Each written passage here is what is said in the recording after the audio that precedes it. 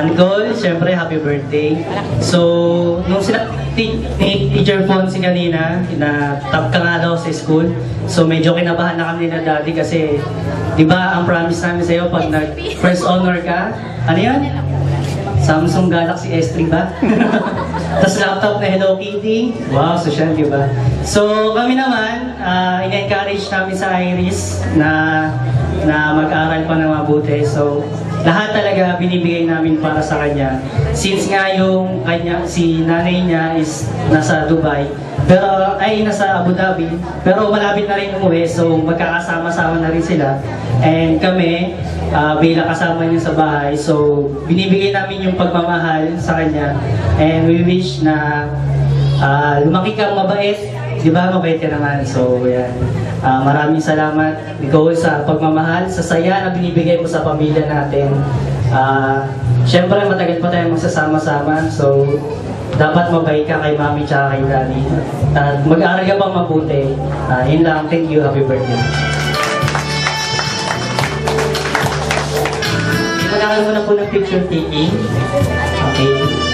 Kay mga ninong sa ninangs, picture taking po together with our celebrant. Ipalakpakan naman po natin yung birthday celebrant.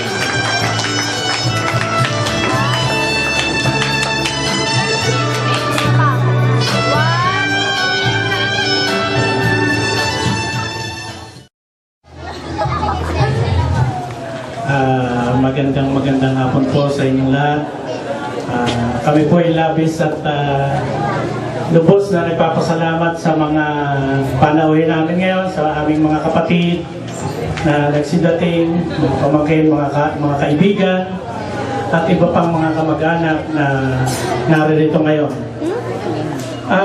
Sa mga ganitong pagkakataon talagang tulad ng sinabi ni Konsehal Estrella, medyo mahirap po ang buhay, pero dahil po sa nakaugalian na po natin na ipagdiwang ang 7 taon ng medyo bongga ng konti. Hindi naman po bongga-bongga.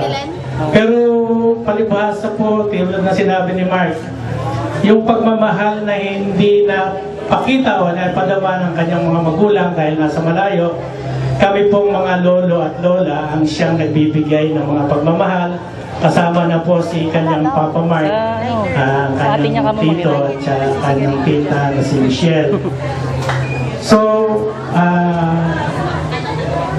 sabi po, inuulit ko, ay nagpapasalamat sa inyong lahat.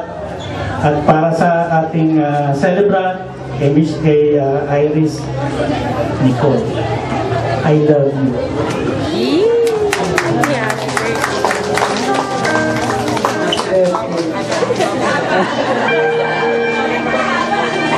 Ang haba.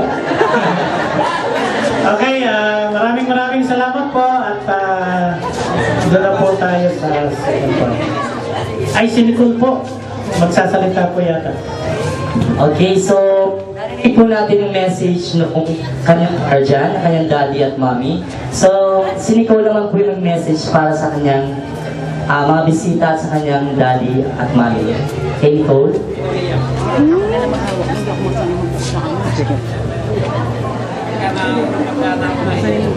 Kailan po mabubukasan yung pagka? Alam ko pagkata yun, hindi niya kita siya, pero may nahihiya siya, sabi niya, happy birthday sa akin.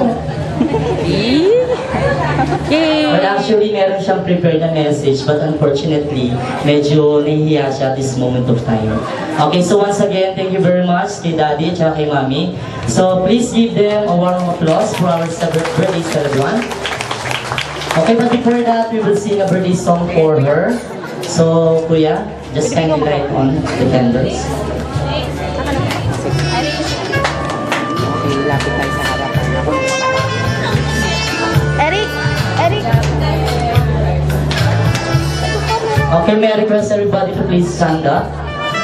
So everybody will sing a birthday song for her. Wag na. Kuya, meron tayong songs. Music.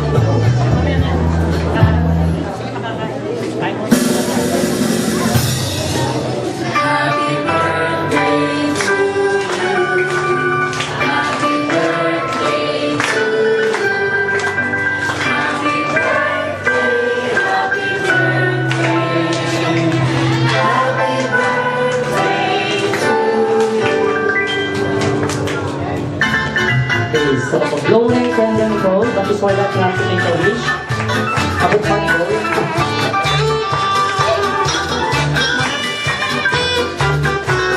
Okay na po. Okay, 1, 2, 3, blow. Okay, happy birthday, Nicole. Okay, thank you so much. So the table now is served. The food stall already served at the back. So it's time to eat. Okay, pwede na po tayong kumain. Mga bisita, guests, and relatives ng ating celebrant. On the left side of the pavilion. And also we would like to thank Jetro Farm and Resort located at World 2nd Balangkas, Bulacan.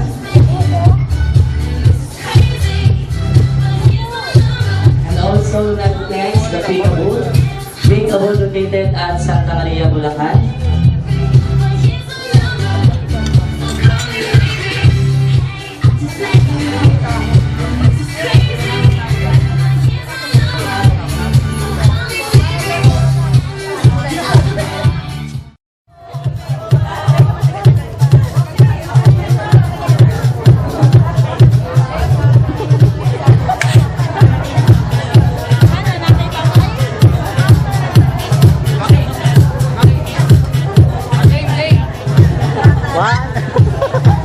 Murderer.